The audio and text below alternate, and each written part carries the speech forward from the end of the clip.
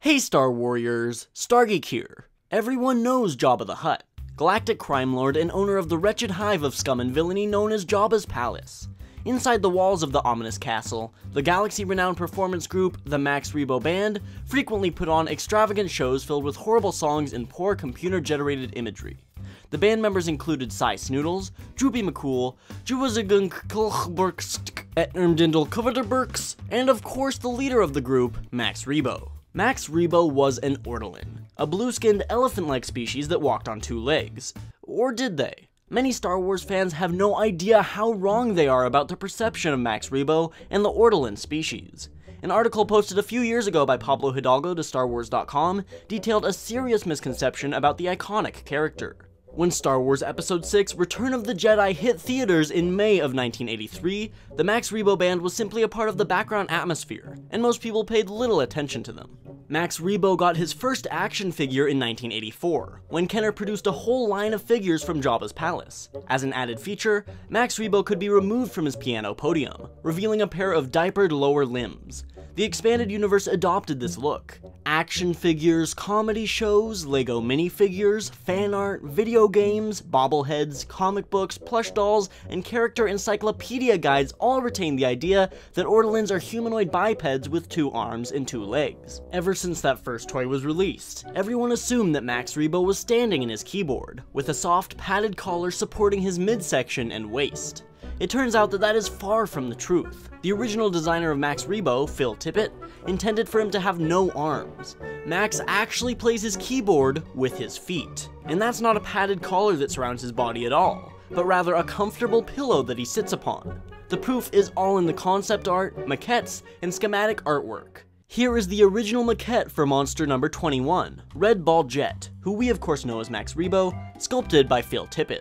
The appendages shown here clearly don't protrude from the creature's shoulders, but rather its hips. Need more proof?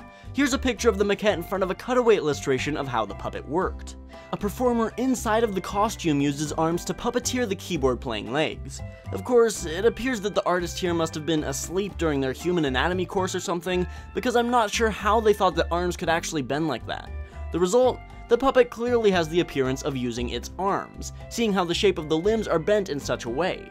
If you look at the suit without the puppeteer inside, it's obvious that these were meant to be legs, with the appendages bending at the knees rather than the elbows. Their intentions might have been a bit more clear if they had gone with their original puppet design and had 2 people perform as Max Rebo, giving the puppeteers a better angle at making their arms appear like legs. Here are some concept images of Rebo quite clearly using his legs to operate the keyboard. In the book, The Art of Return of the Jedi, this image is shown where it states written across the picture, "Cushion to appear squashed in the middle." It's a squashed pillow with the Ortolan band member sitting on it.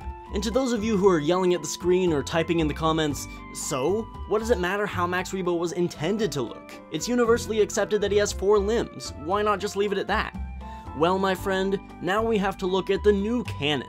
Ever since Disney bought Lucasfilm and wiped out all Legends material, they've been building up their own canon. In issue number 4 of the recent canon comic book series, Kanan, a member of the Ortolan species is seen in one of the panels, clearly sitting with his 2 legs, no arms in sight. An Ortolan known as the Dragon also makes an appearance in Darth Vader number 10, another canon comic series, depicted holding a blaster with his foot. This solidifies this version of Max Rebo as the official appearance of the species. So there you have it, the mystery of Max Rebo finally solved. This video wouldn't have been possible if it hadn't been for the incredible research of Lucasfilm story group head, Pablo Hidalgo. Definitely check out his articles on StarWars.com. Subscribe to StarGeek for weekly Star Wars content. If you enjoyed the video, please shoot that like button at light speed. You can find me on Facebook, Twitter, and Instagram by clicking the links in the description, and you can check out my last video, my thoughts on The Last Jedi's title, if you just click on the thumbnail. You can also watch my video on the top 10 best scenes from Return of the Jedi. Until we meet again in a galaxy far, far away, this has been StarGeek.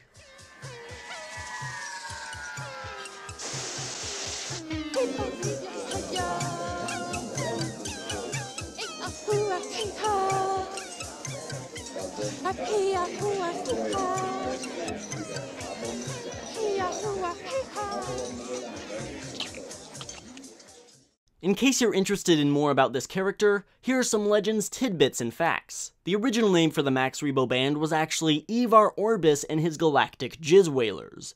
Ivar Orbis, the original leader of the group, hired an Ortolan named Cerulean Fantel to join the band. Orbis convinced Fantel to adopt the stage name Max Rebo, and when Orbis was assassinated, Rebo took over the band. Also, the Max Rebo band actually made their second on-screen appearance in the 1985 cartoon Droids. In one episode, they play at Dudnik's Cafe on the planet Tynes Horky. Thanks for listening, everyone. Make sure to spread the truth about Max Rebo, and may the Force be with you.